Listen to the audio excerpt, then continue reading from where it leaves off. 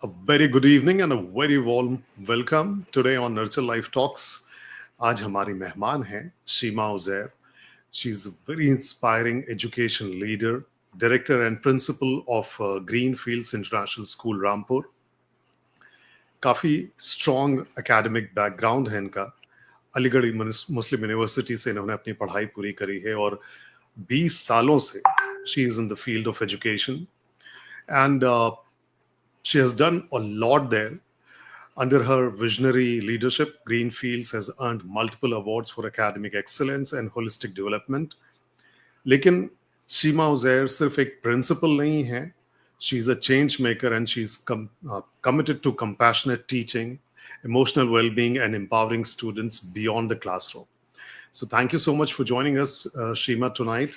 Thank you so much Thank for you too. being here. Thank you, Amir, and a special thank and a very heartfelt gratitude to Nurture Life Talks, Mrs. Farah Saroj, to you. And seriously, it's an absolute pleasure to be here, to be a part of this platform and giving me this opportunity to share my experiences and my thoughts. Thank you so much. Thank you so much, Sheema. That was very kind of you. Okay, so I haven't asked this question for a very long time now, but I always used to ask the very first question that I used to ask was, tell us about your growing years. I mean, did you always think that you will end up becoming a teacher, an educationist, and a principal, something like that? नहीं, I never thought so, क्योंकि मेरे father का जो एक vision था मुझे लेके, that was quite different. He wants me in the medical field. वो चाहते थे कि मैं मेडिकल फील्ड में जाऊं, लेकिन डेस्टिनी ने मेरे लिए कुछ और ही सोच के रखा हुआ था. तो ये भी एक जर्नी है, और मैं कहाँ से इंस्पायर हुई और कैसे हुआ, क्योंकि my family background was very strong in the field of education. And जो बहुत बड़ा पार्ट आया, जो सबसे बड़ा, जिनसे मैं सबसे ज्यादा इंस्पायर थी और जिनको मैं समझती हूँ कि शायद मैं शायद उनको जी रही हूँ अपने अंदर, that was my grandfather, my Nana. He was the professor in the British era. तो मेरे बचपन का मोस्ट ऑफ द टाइम जो है वो मेरे नाना के साथ गुजरा. और he was like every time he used to tell me कि बेटा पढ़ाई सिर्फ अर्निंग के लिए मत करना, नौकरी के लिए मत करना, ये पढ़ाई अपनी सोच बदलने के लिए करना. जो भी सोचो, जो भी करो, अपनी सोच को बदलना. सिर्फ तुम्हारा फोकस ये नहीं होना चाहिए. एंड उनका एक बिलीफ था कि जो एजुकेशन है, that is not only about to make the living और लाइक दिस, मतलब it was about the character, building character and shaping of the futures. तो उन्होंने मुझे हमेशा एक बड़ा सोचने की और बड़ा करने की हमेशा से मुझे गाइड किया और मुझे रखा. और उनकी ये सोच कहीं ना कहीं मुझे वो करती थी. और मैंने उनको हमेशा देखा कि he is with the books, he is lost with his thoughts and very curious about something और द अदर. और उन्हीं की स्टोरीज और विजडम के साथ मैं बड़ी हुई. I was surrounded with my parents. मेरे पेरेंट्स की एक था कि जैसे हर फादर की एक सोच होती है कि मेरी बेटी बड़े होके, और मेरे फादर की एक सोच थी कि मेरी बेटी बड़े होके डॉक्टर बने. लेकिन ठीक है, मैं भी उसी पर ही थी और सब कुछ था, लेकिन कहीं ना कहीं मेरे नाना जो थे वो मेरे अंदर थे, और उनका जो विजन था और उनकी एक लेगेसी से इंस्पायर होके और जो एक कमिटमेंट था, उसने मेरी लाइफ को ट्रांसफॉर्म किया. और मैं जो थी वो इस फील्ड से हटके उस फील्ड में आई, and I became an educationist. Wow. So thanks to Nana, basically. हाँ, seriously. Okay. Ittafaqan, my Nana was also a headmaster. So, Okay, he was anyway. the professor, the inspector of schools, and मेरा बचपन उन्हीं के, कहते हैं उन्हीं के साए में गुजरा एक तरह से. और मैंने जितने माइन्यूटली उनको ऑब्जर्व किया है, and I have been through his journey, मेरे ख्याल से ये अपॉर्चुनिटी मेरे किसी और ब्रदर सिस्टर या कजन को नहीं मिली। एंड अपने अंदर मैं उनको महसूस करती हूँ कि मेरे थॉट्स, मेरी हर चीज उनसे इंस्पायर्ड है। मुझे लगता है कि he is alive within me. माशाल्लाह। So and then you joined Aligarh Muslim University. Yes. So वहां पर जो आपने पढ़ाई करी, वहां पर जो वक्त गुजारा, उसने आपके जो ओवरऑल पर्सोना है उसमें कैसे, और फिलॉसफी जो है उसको कैसे निखारा? देखिए आमिर, अलीगढ़ मुस्लिम यूनिवर्सिटी का जो मेरा एक्सपीरियंस था दैट वाज वेरी ट्रांसफॉर्मेटिव। क्योंकि अलीगढ़ मुस्लिम यूनिवर्सिटी जो है that is not just an institution, it is a tradition, it is a culture, मगर it has a very progressive approach. तो जब मैं first of all when I stepped up in the hostel और in the college, उस time पे मैं बहुत ही reserve और शाई किस्म की एक पर्सनालिटी हुआ करती थी, because I belong to a very small town, Rampur. और हमें जो है यहाँ पर जो अपॉर्चुनिटीज है वो बहुत कम थी। वैसे तो मेरा एक हमेशा से ख्वाब था कि मुझे AMU से ही अपनी स्टडीज कंप्लीट करना है, but getting admission in AMU was not that easy. और इसका क्रेडिट तो मैं अपनी मम्मी को देती हूँ। माय मॉम, उनके एफर्ट्स जो थे दैट वर कमेंडेबल, कि उन्होंने किस तरह भाग दौड़ करके, इट वाज नॉट इजी। उस टाइम पर कोई एंट्रेंस नहीं होता था, जस्ट मेरिट पे ही हमारा होता था एडमिशन एंड ऑल। और उन्होंने अपना पूरा वक्त और पूरे डेडिकेशन देके और मेरा एडमिशन वहां कराया। तो when I entered, when I stepped into Aligarh Muslim University, I was quite somewhat a reserved kind of person, but I was very eager to learn everything, but hesitant to speak. कुछ भी बोलने में उसमें बड़ी hesitation होती थी, and I prefer to stay in background. अक्सर ऐसा होता था।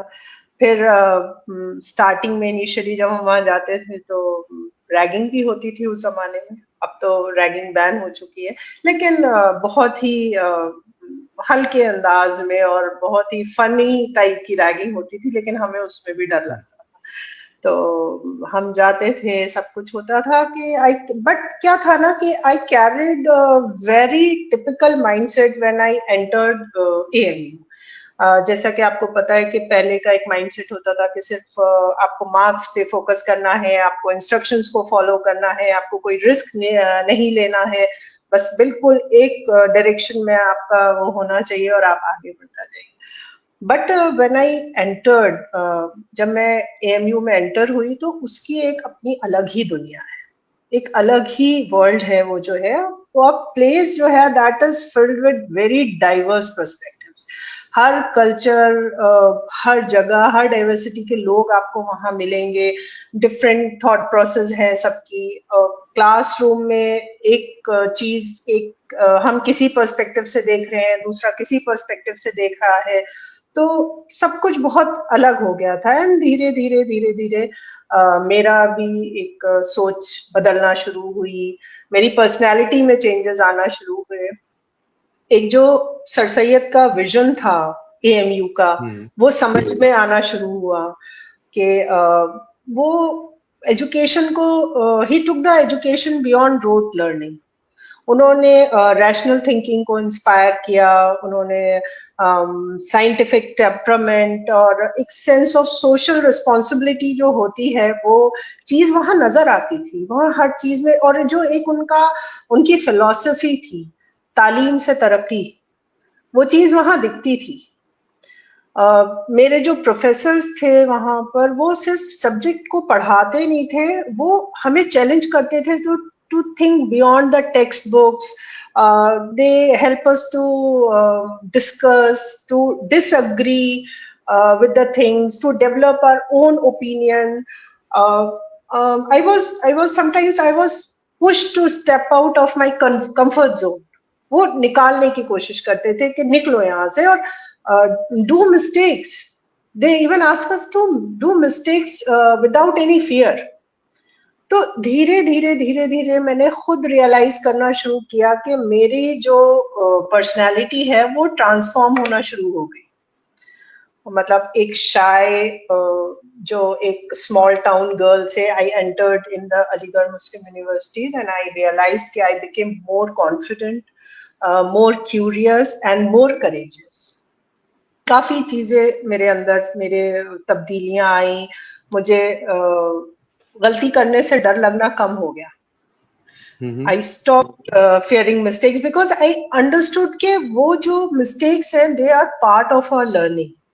वो भी एक लर्निंग का पार्ट है। हम अगर गलती नहीं करेंगे तो हम उसको ठीक करना कैसे समझेंगे?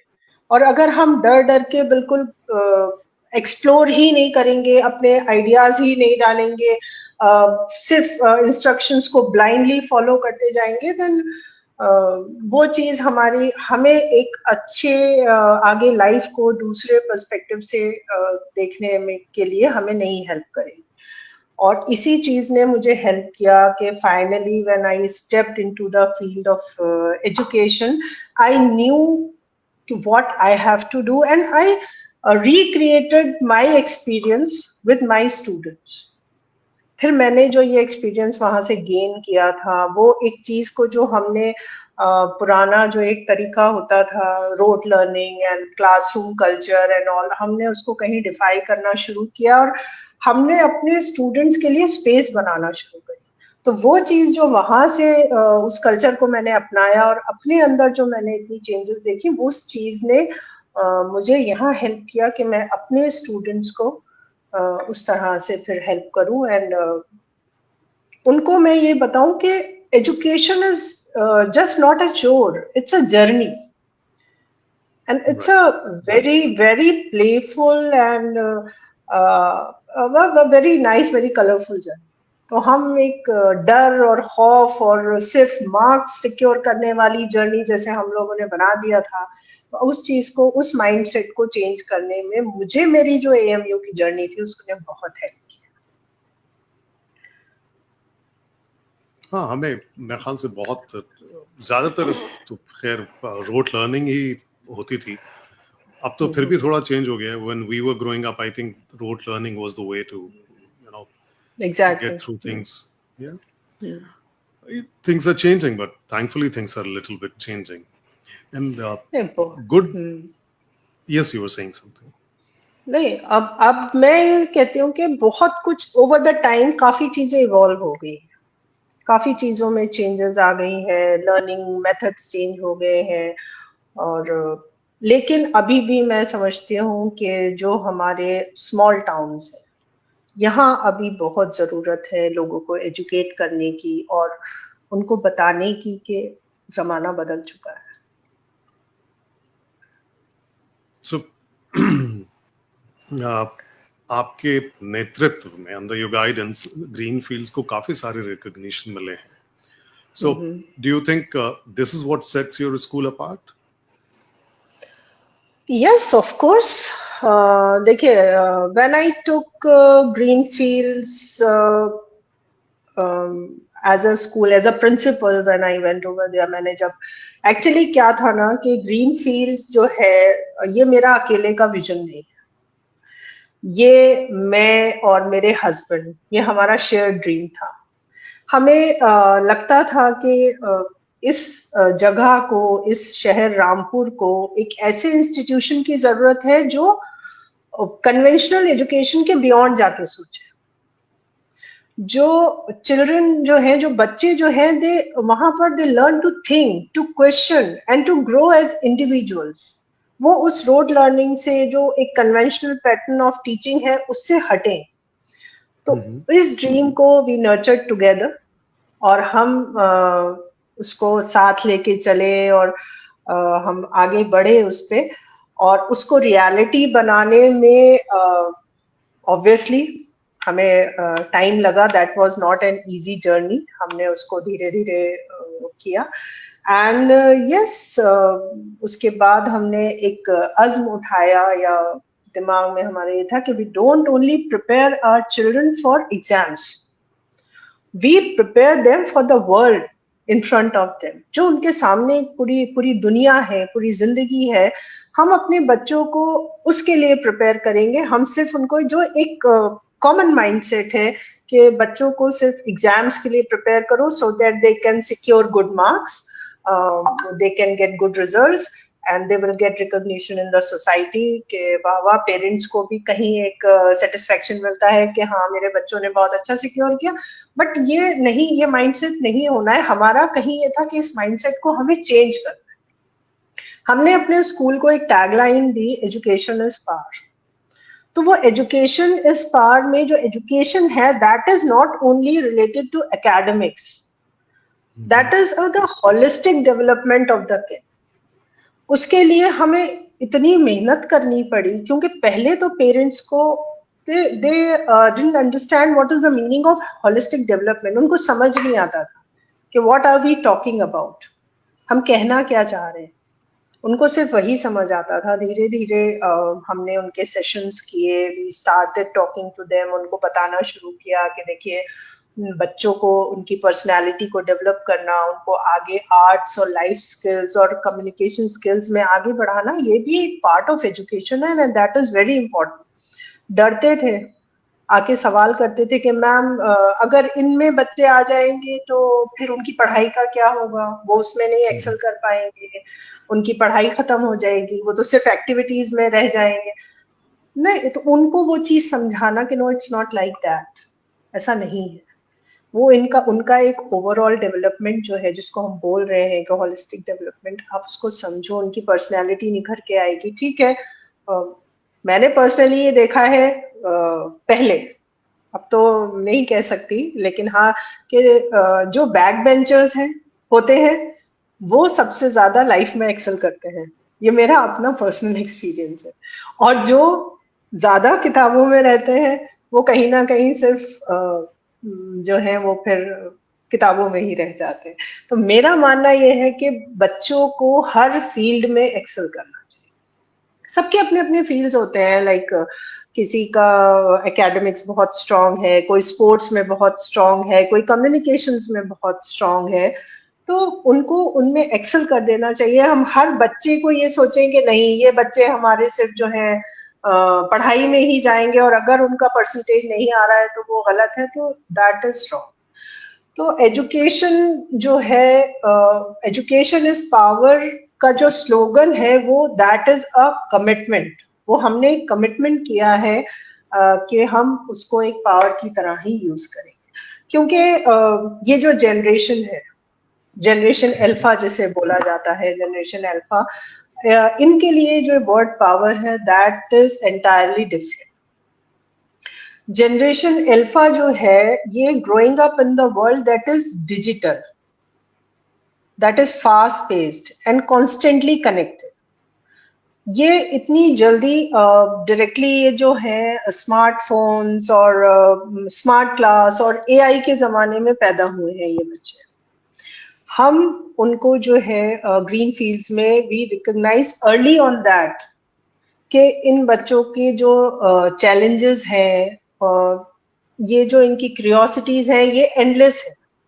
तो हमें यही देखना होता है कि they are bold and independent but they are also navigating challenges like anxiety, social comparison, information overload। ये चीज भी कहीं बच्चों को mental pressure डाल रही है, तो इससे भी हमें उनको निकालना है। they need direction।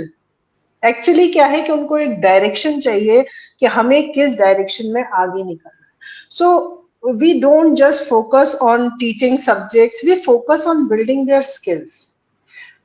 हमारे जो क्लासरूम्स हैं they are not only the silent spaces for rote learning, वहाँ डिस्कशंस भी होते हैं, प्रॉब्लम सॉल्विंग सेशंस भी होते हैं, बच्चों की क्रिएटिविटी को भी आगे बढ़ाया जाता है।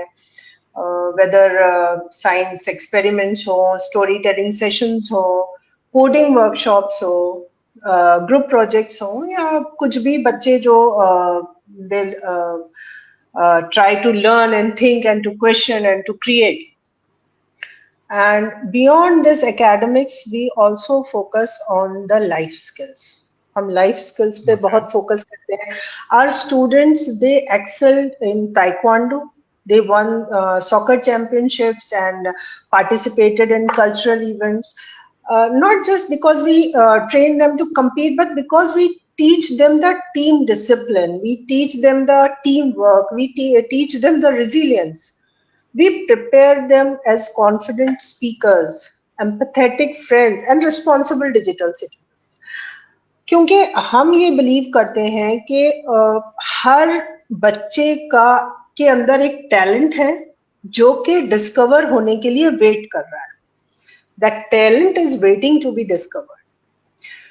फॉर सम, वही जैसे मैंने पहले कहा था कि इट्स किसी के लिए इन द क्लासरूम, किसी के लिए इन द स्पोर्ट्स फील्ड, किसी के लिए ऑन द स्टेज. तो our role as educator is to provide them with opportunities, to encourage them to explore and support them in their journey.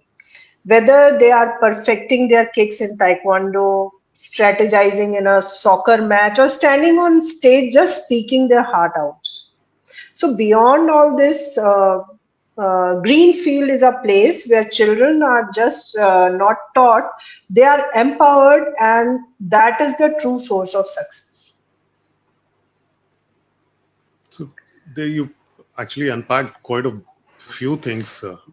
ठीक है, एक तो AI आ गया है, information overload. I mean, rarely people talk about information overload because information overload is something which is, बहुत ज़्यादा इस वक्त प्रॉब्लम क्रिएट कर रही है. तो I mean, I'm looking at young students, बच्चों को, they know so much now about so many things and they have heard इतनी सारी चीजों के बारे में कि उनको समझ में नहीं आता है कि how to, मतलब वो confused, they are in a confused state. Yes, they are confused, they are highly confused, they are in a confused state.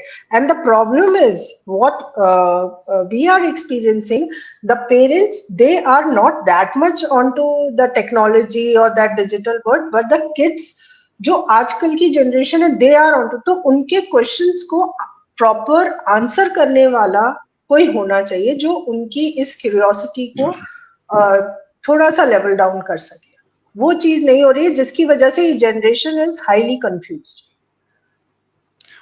और एक और चीज भी हो रही है, मुझे लग रहा है कि they are inheriting a lot of emotions which are, I mean, जो उनको बेसिकली इनिशियल स्टेज में नहीं इनहेरिट करने चाहिए थे, क्योंकि टीवी की वजह से, मूवीज की वजह से और सारी चीजों की वजह से, इंटरनेट की वजह से. तो इमोशनल वेलबीइंग एक बड़ा मसला होता जा रहा है. एंड बिल्कुल होता जा रहा है. जी जी, आप कुछ कह रहे हैं? नहीं, हम यही कह रहे थे कि खासतौर से स्कूल्स में जो है इमोशनल वेलबीइंग के ऊपर अब काफी फोकस है. नहीं, उसको कैसे इंटीग्रेट करते हैं? बिल्कुल, हमारे स्कूल में हम इस चीज को बहुत सीरियसली लेते हैं. जैसे कि आपने कहा कि through the internet, YouTube, Facebook, हर वक्त बच्चा जो है they are expose to different kind of emotions. क्योंकि what is right and what is wrong अभी उनको पूरी तरह से बताया नहीं जा रहा है. क्योंकि पेरेंट्स, मुझे लगता है कि बच्चों के साथ पेरेंट्स भी कंफ्यूज है. उनको नहीं पता कि, और एक जो ये टर्म है इमोशनल वेलबीइंग, ये वो लोग भी अच्छे से नहीं समझ पा रहे हैं कि what does this mean. And here in our school, yes, we take it very seriously. क्योंकि for me it is just not an add-on in the school curriculum, it's the foundation of real education. मैं believe करती हूँ कि बच्चा जब ही अच्छे से learn कर पाएगा, चीजों को अच्छे से समझ पाएगा, when he feels safe, when he feel understood and when he feel valued. अगर आप बच्चे को एक सेफ एनवायरनमेंट दे रहे हैं, उसकी बात को वैल्यू कर रहे हैं, उसकी बात को समझ रहे हैं, तो उसकी एक इमोशनल स्टेबिलिटी आती है. प्रॉब्लम क्या होता है, पेरेंट का यहाँ पर बिहेवियर बहुत मैटर करता है. पेरेंट्स अक्सर मुझे लगता है कि नहीं समझ पाते बच्चे का उस टाइम वो किस स्टेट में है, क्या है. जैसे कि बहुत छोटा सा एग्जांपल है कि कहीं पर भी पब्लिकली खड़े हैं, अगर बच्चे ने मिसबिहेव किया तो आपने फौरन उसको डांट दिया, पब्लिकली डांट दिया. आपको नहीं समझ आ रहा, आपको लग रहा है बच्चा छोटा है, अभी इसको फर्क नहीं पड़ेगा, बट इनिशियली मतलब उसको ही गॉट हर्ट. उसको बुरा लगता है, ही ऑल्सो फील इंसल्टेड। तो ये जो उसके इमोशंस है, जरूरत है कि पेरेंट्स इन चीजों को भी समझे कि वो क्या चाह रहा है, वो किस चीज को ही वांट टू बी अंडरस्टूड। वो चाह रहा है कि मुझे समझा जाए, मेरी फीलिंग्स को समझा जाए और उनको वैल्यू किया जाए, या फिर अगर वो किसी प्रॉब्लम में है तो एक वे आउट निकाला जाए उसको वहां से करने के लिए। लेकिन जैसे कि हम रिलेट करते हैं पहले के, आप भी शायद इसको रिलेट करते होंगे कि पहले पनिशमेंट्स बहुत सिवियर होते थे। We were scolded and reprimanded in a way that we as a kid fear of it, and we learned out of fear instead of curiosity. हम लोग डर के पढ़ते थे, क्यूरियोसिटी नहीं होती थी, इंटरेस्ट नहीं आता था, बस डर होता था और उस डर से पढ़ते थे। लेकिन अब सिनेरियो काफी चेंज हो चुका है। बच्चे जो हैं they are now more expose to the digital access, जैसे कि हमने बताया। एंड हमारे लिए वाकई में कभी कभी ये चैलेंजिंग हो जाता है कि इनके इमोशंस को हम कैसे हैंडल करें। इसके लिए हम थोड़ा सा काम ये भी करते हैं कि रेगुलर हम अपने स्कूल में जो चाइल्ड साइकोलॉजिस्ट होते हैं उनके सेशंस कराते हैं। Even my own cousin, she is a clinical child psychologist, तो I used to invite her to my school. और वो वहां विजिट करती है, वो स्टूडेंट से बात करती है, पेरेंट्स से हम लोग बात करते हैं, हमारे सेशंस होते हैं, हम ग्रुप डिस्कशंस कंडक्ट करते हैं, जिसमें कि जो स्टूडेंट्स या पेरेंट्स कुछ चैलेंजेस को फेस कर रहे हैं, they get some safe space to talk. उनको कुछ स्पेस, जो चीज वो अपने पेरेंट्स से नहीं शेयर कर सकते या हमसे नहीं शेयर कर सकते, वो उनको शेयर करते हैं ताकि उनको वहां से एक वे आउट मिल जाए। लेकिन ये भी जिसे कहते हैं हमारे लिए एक चैलेंज है, क्योंकि बीइंग अ क्लिनिकल साइकोलॉजिस्ट बहुत से पेरेंट्स को ऐसा ये लगता है कि क्या हमारा बच्चा मेंटल है।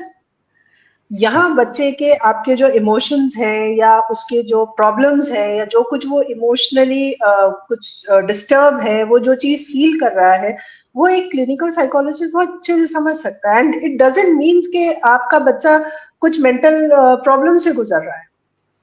पेरेंट्स के अंदर ये एक्सेप्टेंस आ ही नहीं रहा है, वो इस चीज को समझ ही नहीं रहे। लेकिन फिर भी हम लोग बहुत ये कोशिश करते हैं कि ये जो इमोशनल एक हेल्थ है बच्चों की, ये बनी रहे, और उनके फ्रीक्वेंट विजिट्स हम कराते हैं।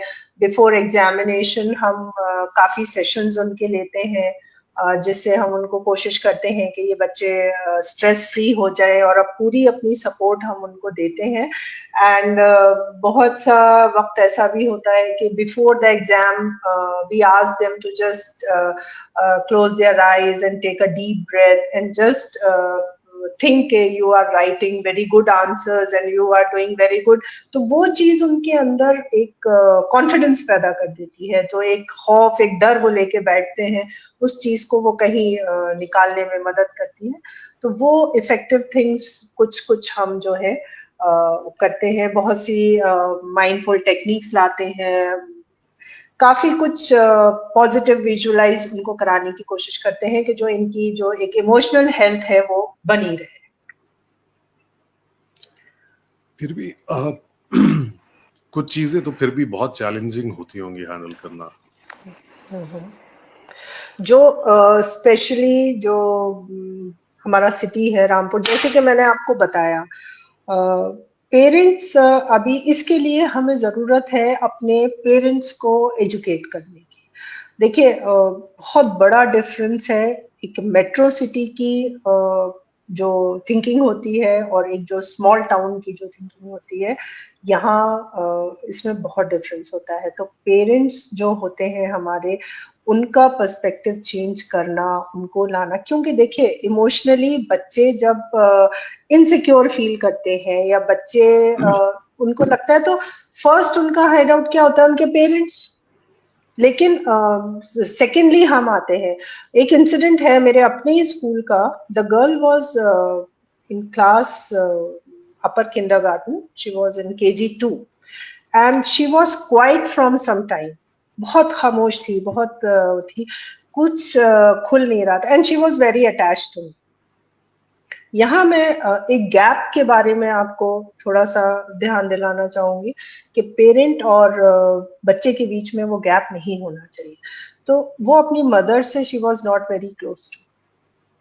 रीजन क्या था कि mother was busy in her daily routine and she was not lending ear to her. वो उसकी कोई भी डे टू डे प्रॉब्लम्स हैं, छोटी छोटी बातें हैं। देखिए सीनियर केजी का बच्चा कोई एज नहीं है, 5 years, ही और she is between 5 to 6 years। तो बच्चों की बहुत सी चीजें ऐसी होती हैं जो हमें बहुत पेशेंटली सुनने की जरूरत होती है, जिसको हमें जरूरत होता है कि हम अपना टाइम दें और उनकी चीजों का सॉल्यूशन निकालें। बट आई डोंट नो, कई दिन से ये प्रॉब्लम हम फेस कर रहे थे, पेरेंट्स भी फेस कर रहे थे कि she is not talking to anybody and she is not letting to say. तो समवन आस्क्ड कि अच्छा तुम बताओ किससे बात करना पसंद करोगी, तो शी सेड कि I want to talk to शीमा।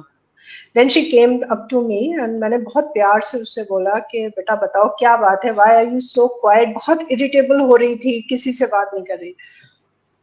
निकल के ये आया कि her driver was abusing her and she was not comfortable going with her driver, but her mother was not, father was busy in his business and mother was not lending ear to her, so she found me।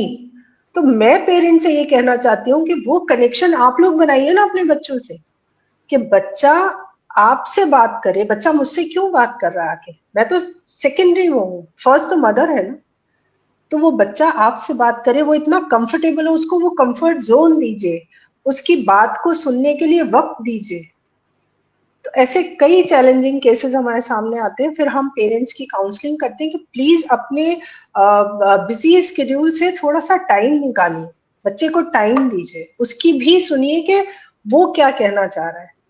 आपने सिर्फ उसको हटो हटो कर दिया कि कोई बात नहीं, खामोश है, देखा जाएगा, सुन लेंगे, ये सब नहीं। क्योंकि आजकल के माहौल में जिस तरह का माहौल है और जिस तरह आप देखें कि इतना ज्यादा मीडिया का, जो सोशल मीडिया का बच्चों पे प्रेशर है और सब कुछ है, तो वही चीज है कि डिफरेंट इमोशंस। आप, वो इतनी छोटी बच्ची है, she was not able to understand but she was uncomfortable and she was getting emotionally disturb. तो उसको सुनना तो उसकी मदर का काम था। तो यहाँ इस तरह के अक्सर हम लोग चैलेंजेस फेस कर लेते हैं, लेकिन फिर अल्हम्दुलिल्लाह लगता है कि चलो पेरेंट से बात करके उस चीज को फिर हम सॉर्ट आउट करते हैं एंड कुछ भी बुरा और गलत होने से पहले कोई वे आउट हम निकाल देते हैं। Wow, that is, I think that is huge challenge, खास तौर से जब बच्चों के साथ डील करते हैं, क्योंकि वो अपनी बात एक तो सही से रख नहीं पाते हैं और माँ बाप वैसे भी डिसमिसिव होते हैं। I mean, I don't think कि, बहुत ही रेयरली माँ बाप ऐसे होते हैं जो बैठ के सुनने को तैयार भी होते हैं कि क्या बात एग्जैक्टली करेंगे। बात यही है कि they are not ready to accept और लिसन। उनको लगता है बच्चा है, बट बच्चा ज्यादा समझदार होता है कि मुझे लगता है इस चीज पर। Very true. अच्छा, ये तो एक चैलेंज हो गया बच्चों को लेकर, but as a leader you must have had faced lot of challenges as a principal. हाँ बिल्कुल। और यस, हर दिन एक नया चैलेंज हम फेस करते हैं। बट जो सबसे बड़ा चैलेंज हमने फेस किया और हम उससे निकल के आए, that was during the Covid period. जो कोविड-19 आया, जो पैंडेमिक आया, इसने ओवरनाइट सब कुछ बदल दिया। और जो सबसे ज्यादा चैलेंज और जो सबसे ज्यादा वो आई, वो जो चेंजेस आए वो स्कूल और एजुकेशन लाइन पे आए। क्योंकि as you know school shut down हो गया। अब there was no way how to teach the kids, क्या करेंगे। एंड बीइंग अ लीडर और being a principal of a school, ये सिर्फ मेरे लिए नहीं, जितने भी एजुकेशनल्स, जितने भी प्रिंसिपल्स थे, सबके लिए एक चैलेंज था कि how to overcome this.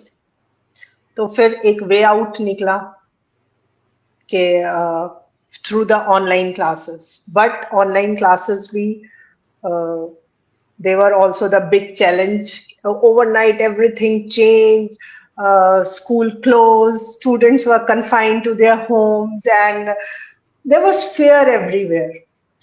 So initially, many parents were also afraid. They were struggling, and some were struggling with their jobs, and some were struggling with their health issues. और जो online classes I, जो online classes का वो हुआ, वो भी उस time एक बर्डन की तरह आया. क्वेरीज आना शुरू हो गई, how the kids will learn online. और उसके बाद जो सबसे बड़ा चैलेंज था, most of the teachers they were not able to use like live classes. They were not ready for it actually. कभी लाइफ में उन्होंने वो चीज किया नहीं. वो चीज एक चैलेंज की तरह आया. बहुत सी टीचर्स होती हैं जो थोड़ी ओल्ड एज होती है. अब जो न्यू जनरेशन है, they are tech savvy, okay, they are ठीक है, उनका हाथ अच्छा है. बट जो थोड़ी सी ओल्ड एज टीचर्स थी, तो उनके लिए वो एक चैलेंज की तरह आया कि how to go online with the kids. तो उसमें फिर ठीक है, धीरे धीरे उनके क्लासेस लिए गए, उनके सेशंस लिए गए, ऑनलाइन मीटिंग्स अरेंज की गई, और किस तरह से पूरा लेसन प्लान्स बनाना है, किस तरह से बच्चों से कनेक्टेड रहना है.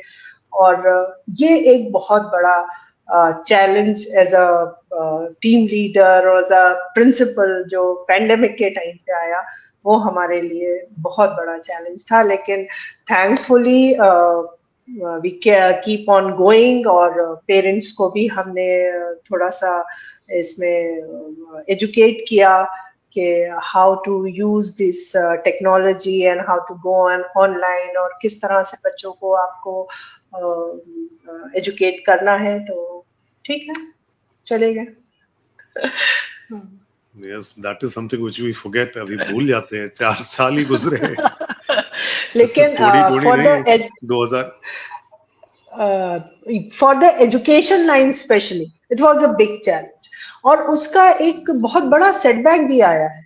ऐसा नहीं है कि हमने ऑनलाइन क्लासेस बच्चों को दी या हमने उस चीज को रन किया, वो ठीक हुआ, लेकिन उससे एक नुकसान बहुत बड़ा हुआ. जो चीज से हम बच्चों को दूर करना चाहते थे, वो चीज हमें बच्चों के मोबाइल. हाथ में देना पड़ी. That was the Yes. Mobile phone. वो जो स्क्रीन उनके हाथ में गया है, उसने पूरा सिनेरियो चेंज कर दिया. बहुत से Very true. Parents, they are not well educated enough के कैसे पेरेंटल लॉक्स लगाए जाएं, कैसे आप उस चीज को डिटरमाइन करें, what they are going to see on the screen, उनका स्क्रीन टाइम फिक्स करें, कुछ करें. नहीं, उनको भी लग रहा है कि शायद कुछ बहुत अच्छी चीज बच्चों के हाथ में आ गई है, और वो चीज बहुत खराब इम्पैक्ट डाल रही है बच्चों पर. अच्छा, ये एक मेजर चेंज तो आया है, लेकिन और भी इधर खैर कोरोना की वजह से तो बहुत सारे एजुकेशन में चेंज आ गया.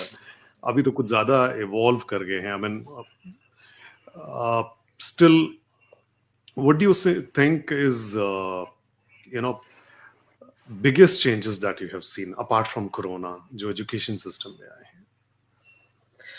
Yeah, like last 10 to 15 years में काफी major changes आए हैं. मतलब like the classrooms are transformed from the normal classroom to the digital classrooms. The blackboards are transformed from the blackboards to the smart boards. And after this, the students are they are accessing all the lessons and all the study material online. And some schools, they are having hybrid learning models as well. After this corona period, most of the schools, they are having the hybrid learning model, and AI and personalized learning tools, they are there now. And they are now providing very personalized feedback, and the students are adjusting to the learning speed and style. And but there is a great shift from rote learning to this digital classrooms and skill based learning. And now क्या होता था पहले कि students जो है, they are more focused on completing their worksheets, they are completing their homeworks. Now they work on the real world projects. अब जो है वो problem solving, critical analysis, creative thinking, इन चीजों पे अब ज्यादा फोकस होता है. एंड जो स्किल डेवलपमेंट है, that is consider one of the most important part of the curriculum now. And I have seen students completely transforming now, and not just in how they learn, but what they value. Uh, when I first stepped into education, the students were mostly focused on getting high marks, memorizing chapters, and following a fixed path in school, colleges, and then a safe job, as I have said earlier. But today's students are completely different, and they are not afraid of asking why.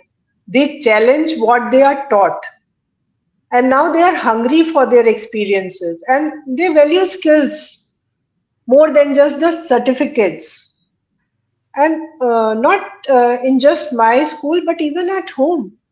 Even my own child, he studied in Canada, and he works there. Over there, skills are what really matter. So this mindset shift, what I, ये mindset shift हुआ है जो हमें मजबूर करता है to rethink about the education beyond the textbooks. Like now robotics has been introduced in the schools, and in our school also we are teaching them robotics and other things like we are teaching them taekwondo for the discipline and confidence and public speaking. So there is a huge change. The education system has been evolved a lot. So from the rote learning and from the textbooks and just to secure good marks, it has been evolved to life skills, or we can say, अगर हम इसको short में कहें, to the skill based learning. अब इस पे ज्यादा focus हो गया है, हर चीज डिजिटल हो गई है, तो अब काफी बड़ा शिफ्ट आया है एक education system. So, okay. So, based on your experience, what advice will you give to the new educators, the people who are getting into education now? Okay.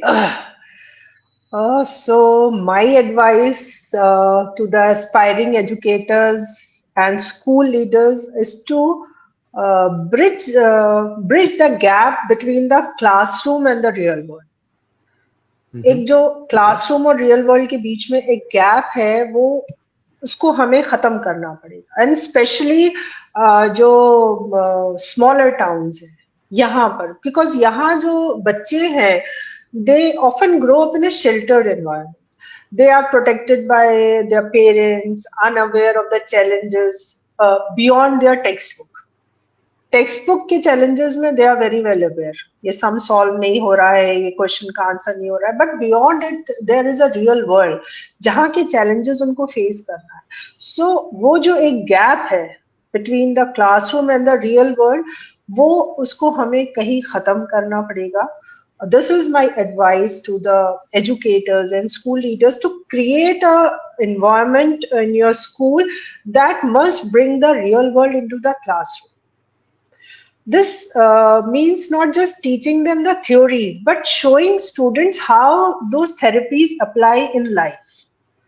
सिर्फ उनको पढ़ाने से काम नहीं चलेगा, आपको एक्सपेरिमेंटल होना पड़ेगा. आपको उन चीजों को उनको दिखाना पड़ेगा, प्रैक्टिकली समझाना पड़ेगा कि ये चीजें कैसे बच्चों को आपको हेल्प करेंगी, और आपकी जो रियल लाइफ है उसमें जो आपकी प्रॉब्लम सॉल्विंग है, जो आपका मैनेजमेंट है, may be the financial management और द होम मैनेजमेंट, और आपकी डिसीजन मेकिंग पावर्स है, या आपकी कम्युनिकेशन स्किल्स है, उनको ये किस तरह से डेवलप करेंगे. तो they must focus on all these aspects of the student, and they must bridge this gap and bring the real world into the classroom. That must help the kids to be a good a citizen or a good student or a good human being. So, okay, now that is very interesting. तो अगर मान लीजिए अगर आपको education जो है ना वो कंप्लीटली ओवरहॉल करनी हो, मतलब ग्राउंड अप से बिल्कुल एकदम नया क्रिएट करना हो, so what will you do then? Ground up से अगर मुझे बिल्कुल नया ही क्रिएट करना है, देन एज आई सेड के हमें वी हैव टू स्टार्ट,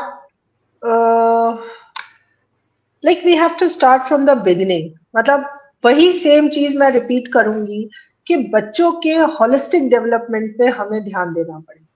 हमें बार बार वही बात रिपीट होती है कि रोट लर्निंग से उनको हटाकर एक रियल वर्ल्ड का एक सिनेरियो उनको हमें देना पड़ेगा, और वो चीज पे हमें उनको एजुकेट करना पड़ेगा कि उनको किस तरह से लाइफ के चैलेंजेस को हैंडल करना है, किस तरह से लाइफ के चैलेंजेस को मीट करना है. और इसके लिए हमें उनके पेरेंट्स को भी कहीं ना कहीं एजुकेट करना पड़ेगा. सिर्फ ठीक है हमें उसके लिए ग्रुप सेशंस हैं, उनको बुलाकर विद द किड्स, ऐसा नहीं कि बच्चों को अलग करें पेरेंट्स को अलग करें, उनके साथ बैठाकर और एक ग्रुप डिस्कशंस करके, और एक बिल्कुल जो अब एक नया न्यू वर्ल्ड है, न्यू एनवायरनमेंट है, उससे उनको एक नो हाउ कराना पड़ेगा. तभी हम एक अच्छे जो है एक तालीम का जो एक मकसद है और एक अच्छा जो वो है वो हम आगे ला सकते हैं. Awesome. So, my last question to you: what keeps you motivated?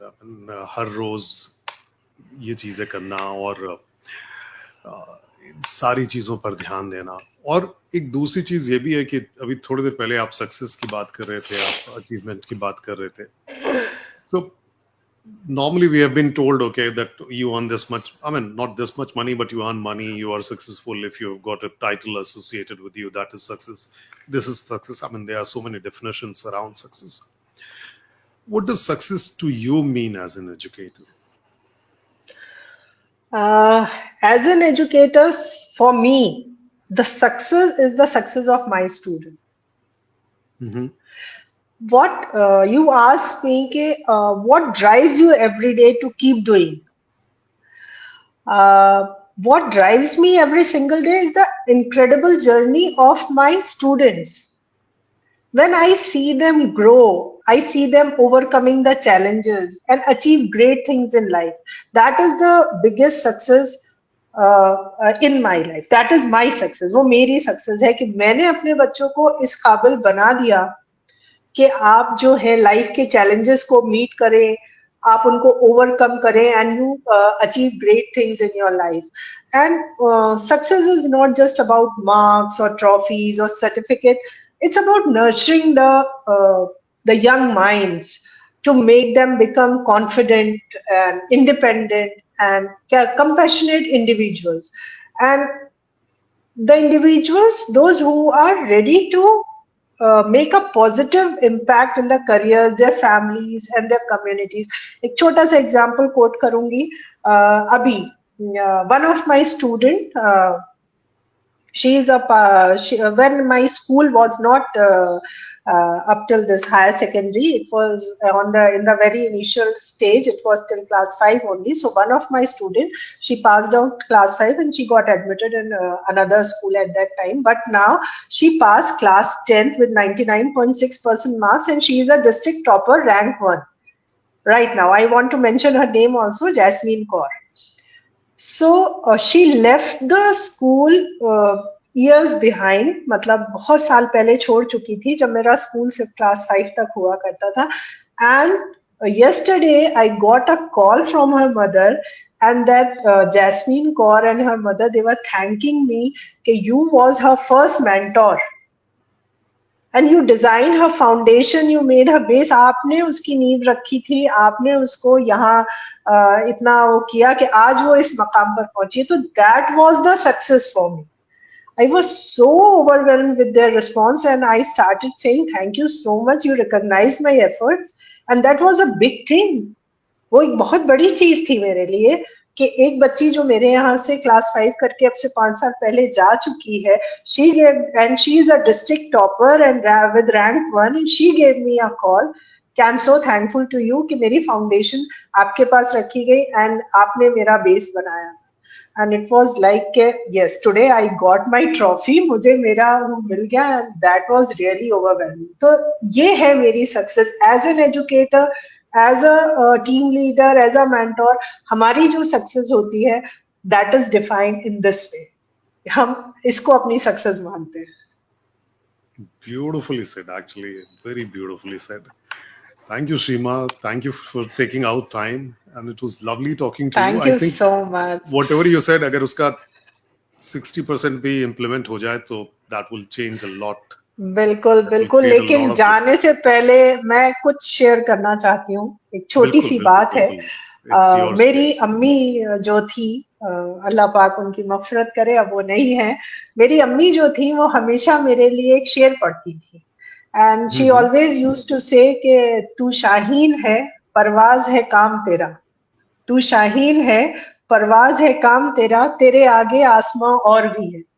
And ये जो उनकी, वो हमेशा मुझे मिलती थी, मेरे प्रोग्राम्स में आती थी, मेरा कभी भी होता था तो वो हमेशा मेरे सर पे हाथ रख के ये शेर मेरे लिए पढ़ के जाती थी, जो कि हमेशा से मेरे अंदर है और मेरे दिल के अंदर रहता है, और इसने मुझे हमेशा हेल्प की है to overcome all the challenges, और हमेशा मुझे इंस्पायर करता है कि Sheema, the sky is never the limit, और तुम्हें जो है आगे बढ़ना है, and you have to dream big. And thank you once again. Thank you so much for having me today. And I really enjoyed this session. मुझे बहुत मजा आया. And it's been a pleasure to share my story with you all. It's a pleasure to Thank you. have you. Actually, because I really think कि if people, like I was saying, कि अगर सिर्फ 60-70% भी आपकी बात मान लें तो काफी कुछ फर्क आ सकता है.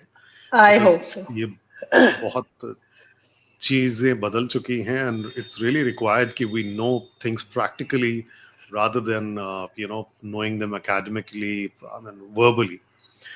So I hope that more and more educators follow your example, and we see Inshallah. some I hope good so. changes, inshallah. Thank you so Inshallah. much for joining Inshallah. us, and it was Thank you lovely, once a again. pleasure talking to you, Shima. Same here. Same here. I love talking to you. And It's a I great hope, experience for me as well. thank you so much. And as for the rest Thank of you. you, we'll be meeting again next Sunday with another guest. Thank you so much for joining us. Shima ji से हम बात कर रहे थे, Shima Uzair से बात कर रहे थे, who's an educationist. And if you just listen to the interview, if you haven't, because there you're going to learn a lot, many things about education. Thank you so much for joining us tonight. Bye-bye and good night. And have a lovely Good week night. ahead. Thank you. Bye-bye.